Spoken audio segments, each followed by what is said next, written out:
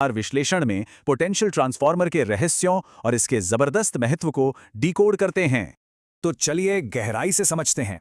High voltage को सीधे मापना तो जानलेवा है, फिर यह चमत्कार होता कैसे है? यही एंट्री होती है पोटेंशियल ट्रांसफार्मर की। ये रक्षक खतरनाक वोल्टेज को घटाकर सुरक्षित स्तर पर लाता है। इसके कारण ही साधारण वोल्ट मीटर और वॉट मीटर बिना जले सुरक्षित रूप से पावर सिस्टम की सटीक रीडिंग ले पाते हैं। इसकी बनावट देखिए। इसका हाई क्वालिटी कोर कम फ्लक्स डेंसिटी पर काम करता है, जिससे मैग्नेटाइजिंग करंट बिल्कुल न्यूनतम रहता है। प्राइमरी वाइंडिंग में ढेरों टर्न्स होते हैं, जबकि सेकेंडरी में बेहद कम। यही जबरदस्त अंतर वोल्टेज को नीचे गिराता है। कोएक्सियल वाइंडिंग लीकेज रिएक्टेंस को घटाती है और शानदार तरीके से इंसुलेशन का काफी सारा खर्च भी बचा लेती है। प्राइमरी वाइंडिंग पावर सर्किट के पैरेलल जुड़कर खतरनाक करंट को सुरक्षित मीटर तक जाने का एक बेहतरीन रास्ता देती है। जरा सोचिए, प्राइमरी टर्मिनल पर अक्सर 10,000 वोल्ट या उससे भी ज्यादा का खौफनाक वोल्टेज टकरा सकता है, लेकिन दूसरी तरफ सेकेंडरी टर्मिनल हमेशा एक सेफ लिमिट पर फिक्स रहता है, जैसे सिर्फ 400 वोल्ट। है ना कमाल? और ये शानदार ढंग से दर्शाता है कि भारी इंसुलेशन वाले महंगे ट्रांसफॉर्मर्स नए कैपेसिटर विकल्पों से कितने अलग हैं। एक आदर्श दुनिया में दोनों वोल्टेज एकदम परफेक्ट अनुपात में होते, लेकिन असली इंजीनियरिंग में ऐसी परफेक्शन लगभग नामुमकिन है। असल दुनिया में अनिवार्य वोल्टेज ड्रॉप होते ही हैं।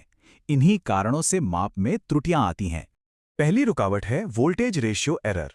ये मापे गई वोल्टेज और असल रेटेड वोल्टेज के बीच का सीधा अंतर है। तो महत्वपूर्ण बात यह है। दूसरी कमी फेज एंगल एरर है, जहां वोल्टेज का सटीक तालमेल बिगड़ जाता है।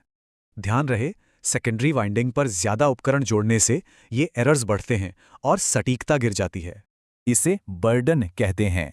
रेटेड वीए से अधिक लोड पर ट्रांसफार्मर की सटीकता खतरे में पड़ जाती है। मैक्सिमम बर्डन पार करने का मतलब है बड़ा खतरा। इससे वाइंडिंग्स खतरनाक रूप से गर्म होकर जल सकती हैं। अब दिलचस्प बात यह है कि प्राइमरी करंट एक्साइटेशन और रिवर्स सेकेंडरी करंट का ही वेक्टर योग होता है। ऊर्जा का सफर देखिए। Primary induced EMF mutual induction के जरिए सीधे सेकेंडरी वाइंडिंग में ट्रांसफर हो जाता है।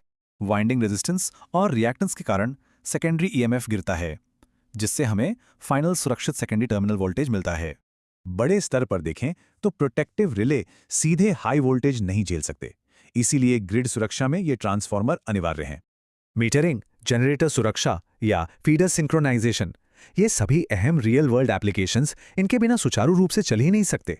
सोचिए, पोटेंशियल ट्रांसफार्मर के इस स्टेप डाउन ढाल के बिना क्या साधारण उपकरण पावर ग्रिड में एक पल भी टिक पाते?